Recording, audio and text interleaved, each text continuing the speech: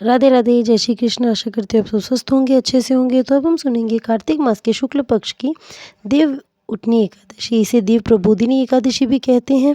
इस दिन भगवान विष्णु अपने 4 मास के निद्रा से, योग माया के निद्रा से उठते हैं तथा संसार में अपना कार्यभार संभाल लेते हैं। भगवान श्री कृष्ण ने कहा कि हे युधिष्ठिर, अब मैं तुम्हें कार्तिक मास के शुक्ल पक्ष की प्रबोधिनी एकादशी का महात्म्य सुनाता हूँ।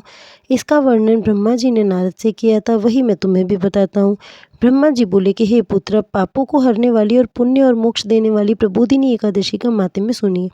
इस एकादशी के दिन भगवान विष्णु 4 महीने शयन करने के पश्चात जागते हैं, इसलिए इसे देवोत्थान एकादशी भी कहते हैं। धार्मिक श्रद्धालु इस दिन तुलसी व शालिग्राम का विवाह आयोजित करते हैं।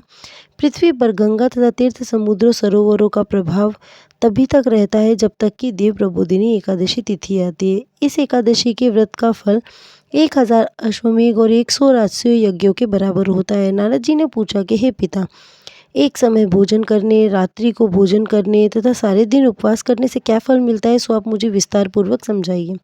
ब्रह्मा जी बोले कि हे पुत्र, एक बार भोजन करने से 1 जन्म, रात्रि को भोजन करने से 2 जन्म का तथा पूरे दिन उपवास करने से 7 जन्मों के पाप नष्ट होते हैं। जो वस्तु 3 लोकों में न मिल सके वह हरि प्रबोधिनी एकादशी से प्राप्त हो जाती है।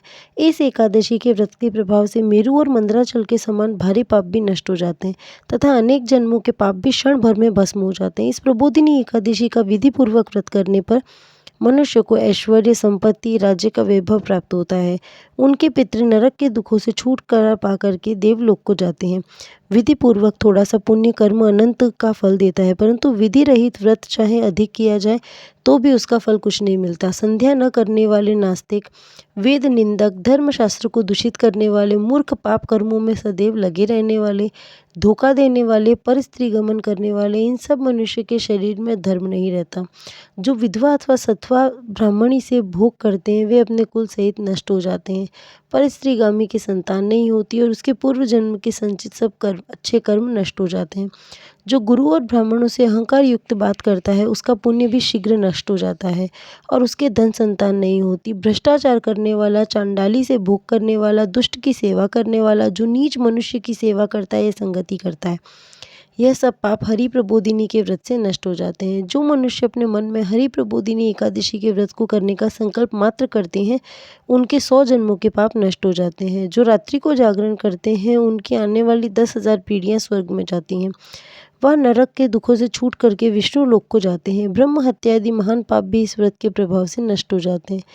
जो फल समस्त तीर्थों में स्नान करने, गौ, स्वर्ण और भूमि का दान करने से प्राप्त होता है, वही फल प्रबोधिनी एकादशी की रात्रि को जागरण करने से मिलता है। हे मुनि शार्दुल, इस संसार में उसी मनुष्य का जीवन सफल है जिसने हरि प्रबोधिनी एकादशी का व्रत किया है। इस संसार में जितने भी तीर्थ हैं उन सबके स्नान दान आदि का फल इस फल व्रत से मिलता है। अतः और सब कर्मों को त्याग करके भगवान के प्रसन्नार्थ कार्तिक शुक्ल हरि प्रबोधिनी का व्रत करना चाहिए। जो व्यक्ति इस एकादशी के व्रत को करता है वही ज्ञानी, तपस्वी और जितेंद्रिय है। उसी को भोग तथा मोक्ष प्राप्त होता है, क्योंकि यह विष्णु को अत्यंत प्रिय, मोक्ष के द्वार को बताने वाली तथा उसके तत्व का ज्ञान देने वाली है। इसका एक बार ही व्रत करने से मनुष्य मोक्ष का अधिकारी हो जाता है। मन, कर्म, वचन तीनों प्रकार के पाप इस रात्रि को केवल जागरण करने से नष्ट हो जाते हैं। हरि प्रबोधिनी के दिन जो मनुष्य भगवान के प्रसन्नार्थ स्नान, दान, तप व यज्ञ आदि करते हैं वे अक्षय पुण्य प्राप्त करते हैं। हरि प्रबोधिनी एकादशी के दिन व्रत करने से मनुष्य के बाल, यौवन, वृद्धावस्था में किए गए समस्त पाप नष्ट हो जाते हैं।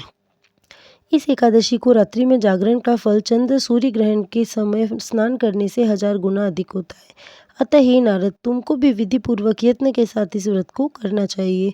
जो कार्तिक मास में धर्मपरायण होकर के अन्न नहीं खाते उन्हें चंद्रायण व्रत का फल प्राप्त होता है। कार्तिक मास में भगवान दानादि से इतने प्रसन्न नहीं होते जितने कि शास्त्रों की कथाओं को सुनने से प्रसन्न होते हैं। कार्तिक मास में जो मनुष्य भगवान विष्णु की कथा का 1 भाग या आधा श्लोक भी पढ़ते हैं, सुनते हैं अथवा सुनाते हैं, उन्हें 100 गोदान का फल मिलता है। अतः अन्य सब कर्मों को छोड़ करके कार्तिक मास में कथा पढ़नी या सुननी चाहिए। जो कल्याण के लिए कार्तिक मास में हरि कथा कहते हैं वे सारे कुटुंब का क्षण मात्र में उद्धार कर देते हैं।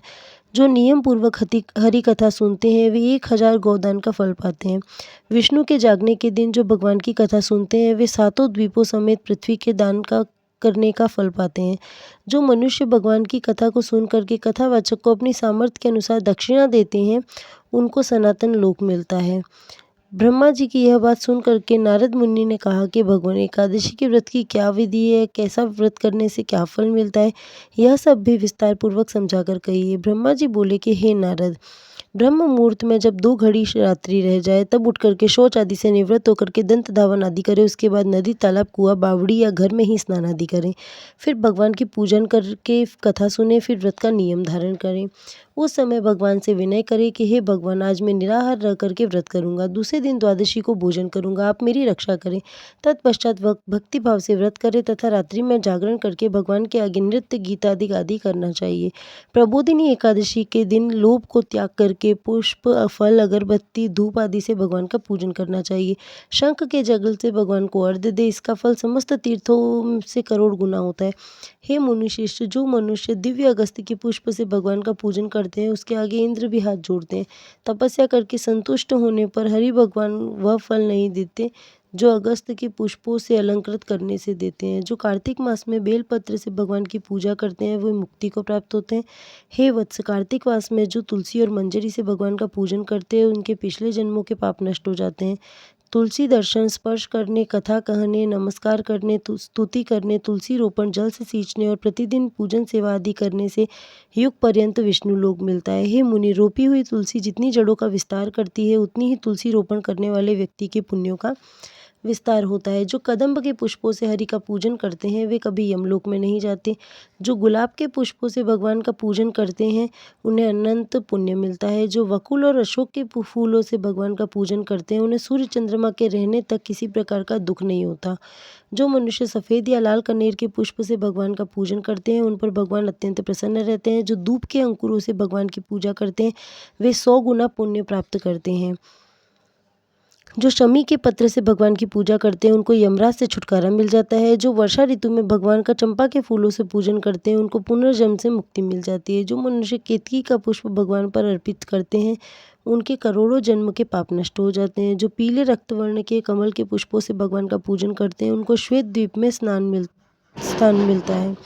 इस प्रकार रात्रि को भगवान का पूजन कर प्रातःकाल स्नान होने पर उठकर नदी पर जाएं और स्नान, जप और प्रातःकाल के कर्म करके घर पर आकर के विधि पूर्वक भगवान केशव का पूजन करें। व्रत की समाप्ति पर विद्वान ब्राह्मणों को भोजन कराएं, दक्षिणा देकर के क्षमा याचना करें। इसके पश्चात भोजन, गौ और दक्षिणा देकर के गुरु का पूजन करें। ब्राह्मणों को दक्षिणा दें और जो चीज़ व्रत के आरंभ में छोड़ने का निश्चय किया था, वह ब्राह्मणों को दे। रात्रि में भोजन करने वाला मनुष्य ब्राह्मणों को भोजन कराए और स्वर्ण सहित बैल का दान करे। आंवले से स्नान करने वाले मनुष्य को दही और शहद का दान करना चाहिए। जो मनुष्य फलों को त्यागे वह फल दान करे।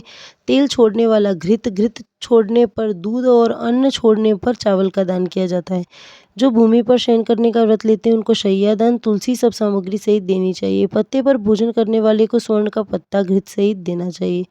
मौन व्रत धारण करने वाले को ब्राह्मण ब्राह्मणी को घृत मिठाई का भोजन कराना चाहिए। बाल रखने वाले को दर्पण, जूता छोड़ने वाले को 1 जोड़ी जूता, नमक त्यागने वाले को शक्कर दान करनी चाहिए। मंदिर में दीपक जलाने वाले को तथा नियम लेने वाले को व्रत की समाप्ति पर ताम्र अथवा स्वर्ण के पत्र पर घृत और बत्ती रख करके विष्णु भक्त ब्राह्मण को दान देना चाहिए। एकांत व्रत में 8 कलश वस्त्र और स्वर्ण से अलंकृत करके दान करना चाहिए। यह भी न हो सके तो इसके अभाव में ब्राह्मण को सत्कार सब व्रतों की सिद्धि देने वाला कहा गया है। इस प्रकार ब्राह्मण का प्रणाम करके विदा करें। इसके पश्चात स्वयं भी भोजन करें। जिन वस्तुओं को चातुर्मास में छोड़ा हो, उन वस्तुओं की समाप्ति करें, अर्थात ग्रहण करने लग जाएं। हे राजन, जो बुद्धिमान इस प्रकार विधि पूर्वक व्रत करते हैं, उन्हें अनंत फल मिलता है। यह अंत में स्वर्ग को जाते हैं। जो मनुष्य चातुर्मास व्रत निर्विघ्न समाप्त करते हैं, वे कृतकृत्य हो जाते हैं और फिर संसार में जन्म नहीं लेते। यदि व्रत भ्रष्ट हो जाए तो व्रत करने वाला अंधा या कौड़ी हो जाता है। भगवान कृष्ण ने कहा कि राजन, जो तुमने पूछा वह मैंने बतलाया। इस कथा को पढ़ने तथा सुनने से गौ दान का फल प्राप्त होता है। इस दिन काचरे का सागार लिया जाता है। काचरा, मेवा, दूध, दही, सिंगाड़ा, आलू व फल आदि लिए जा सकते हैं। वीडियो अच्छी लगी हो तो चैनल को लाइक, शेयर एंड सब्सक्राइब करना ना भूलें और कमेंट करके बताएं आपको और कौन से वीडियो देखने हैं। मेरे साथ कहिए राधे राधे।